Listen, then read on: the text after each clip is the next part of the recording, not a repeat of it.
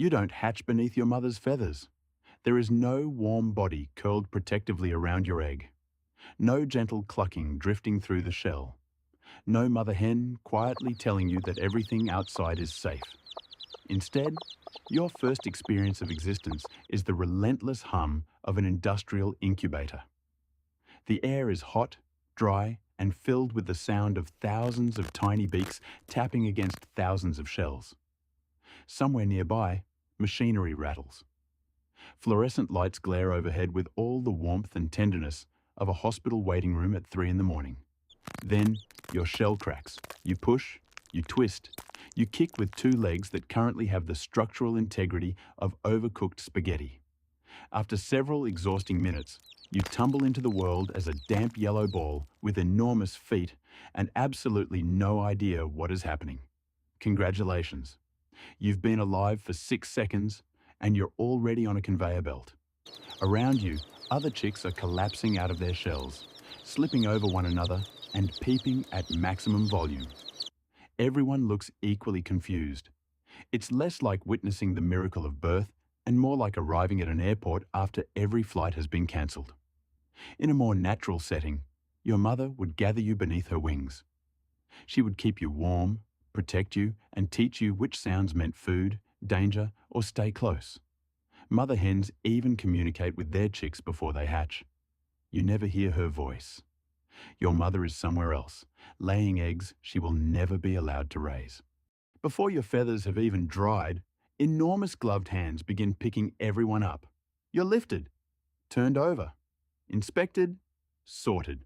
Apparently your first achievement in life is being examined like a vegetable at the supermarket. Some chicks are separated almost immediately. They're all males. Apparently, boys don't lay eggs. The humans don't seem particularly impressed by that. They carry the males onto a different conveyor belt. You never see them again. Maybe they're going somewhere better. You're too young to know any different. If you're female, you're placed onto another belt. Congratulations again. You've survived your first corporate restructuring. Your reward is a longer contract. Soon you're packed into a transport crate with dozens of other chicks. The space smells of cardboard, feathers, and panic. The floor vibrates beneath you as the vehicle starts moving. No food, no water, no explanation. Just a box full of screaming babies being shipped to their first job. Eventually, the crate opens. Cold air rushes inside. You look out at an enormous enclosed shed stretching farther than your tiny eyes can properly understand. Thousands of chicks are already waiting. Heat lamps glow overhead. Feeders line the floor. Ventilation fans roar continuously in the walls. Welcome home. Try not to get stepped on. Your first few days are mostly spent trying to stay warm. The heat lamps are supposed to replace your mother, which is a little like replacing a hug with a desk lamp. Technically, both provide warmth. Emotionally, one is doing significantly less work. You crowd beneath the light with hundreds of other chicks, pressing together until the entire group resembles a moving yellow carpet. If you stand too far away, you're cold. If you move too close to the center, you're buried beneath 3 layers of siblings. Temperature control becomes your first survival skill. Walking is your second. Your legs gradually stop wobbling, and before long, you're racing through the bedding with the confidence of someone who has forgotten they learned to stand yesterday. You chase loose feathers, peck at dark spots, sprint across the shed for no obvious reason. Sometimes another chick starts running, so you follow them. Nobody knows where you're going, but suddenly 40 of you are involved. This is what passes for entertainment. In nature, you would spend these early weeks following your mother. She would scratch through leaves and call you whenever she uncovered seeds or insects. You would watch her closely, copying the movements of her feet and learning that the world beneath the soil was basically an all-you-can-eat buffet. Here, food appears in a metal tray. You stare at it. The chick beside you pecks it. So you peck it too. It tastes like compressed beige. Welcome to chicken feed. Breakfast is pellets. Lunch is pellets. Dinner is pellets with a subtle hint of yesterday's pellets. The feed contains everything your body needs. Unfortunately, It contains almost everything your soul doesn't. You slowly get to know the chicks around you. One of them is Helen. Helen is relentlessly optimistic. She insists the pellets taste different depending on which side you peck them from. Nobody believes Helen. Helen believes Helen. But in a shed containing thousands of strangers, finding a friend who don't immediately shove you away from the feeder feels surprisingly meaningful. As the days pass, your yellow fluff begins giving way to proper feathers. Your legs strengthen. Your body grows. You are slowly becoming a chicken. You just haven't been shown how to live like one. Eventually, you start noticing that not every chicken grows the same way. Some birds become enormous almost overnight. Their chests widen. Their bodies grow heavy. Their legs begin wobbling beneath them. Every morning they look bigger.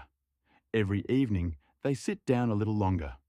One of them struggles to cross the short distance between the feeder and the waterline, moving like someone carrying 2 suitcases up a broken escalator.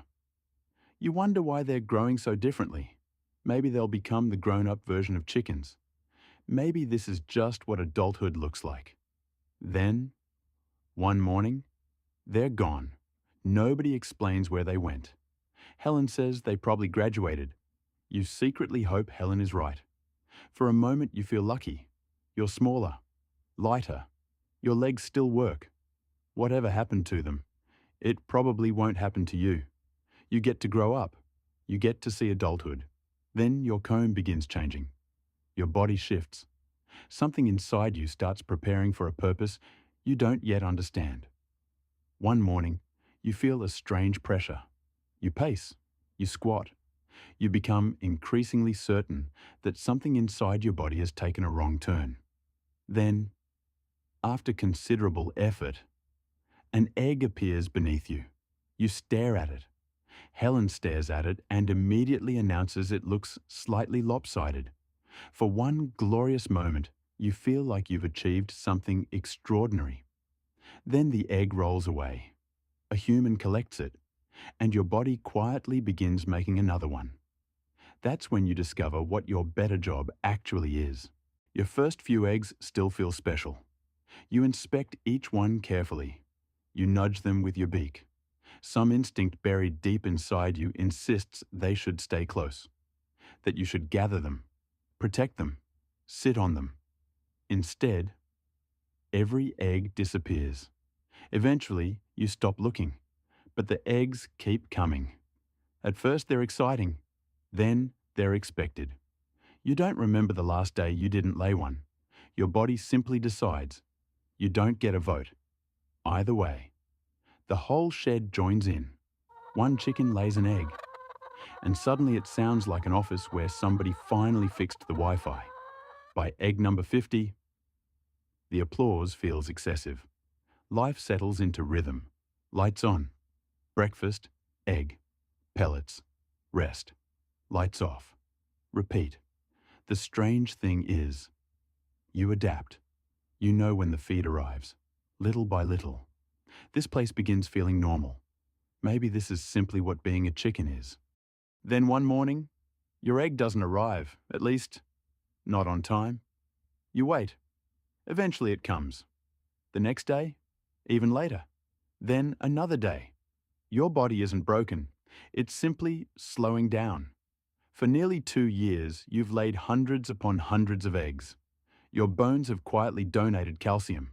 Your muscles have worked overtime. Your body has done exactly what everyone asked of it. Apparently, even biological factories need maintenance. The farmer notices almost immediately. Not because you're walking differently, not because you look tired, because the numbers have changed. One less egg, then another. Humans have a name for chickens like you. A spent hen. It's a surprisingly cheerful phrase. Makes it sound as though you've been on an expensive holiday. One afternoon, workers arrive carrying transport crates. The shed becomes strangely quiet. Nobody knows where they're going. Nobody ever does. One by one, the hens are lifted into crates, you included. Then Helen is picked up, but you hear a little girl's voice outside. Can we keep this one? Silence. Then the farmer laughs. I think she's earned her retirement. Retirement? You didn't even know chickens were allowed to stop working. Curious, you peer through the gaps in the crate. Helen isn't being loaded in a crate. Instead, the little girl carries Helen toward the backyard of the farmhouse. She puts Helen down. Helen steps onto grass and freezes. Slowly, she scratches the ground. Almost immediately, she pulls out the fattest worm you've ever seen. She looks so delighted that you can't help laughing. Good for you, Helen. Maybe tomorrow, you'll find your first worm too. As the truck pulls away, Helen grows smaller in the distance. She's already chasing another worm. Somehow, that makes you feel hopeful. The journey isn't unpleasant. The truck hums gently along country roads. Inside the crate, everyone tries to stay optimistic. Maybe the new farm has grass, maybe bigger sheds, maybe retirement isn't so bad after all. Eventually, the truck stops. A forklift lifts your entire crate. Well, that's new.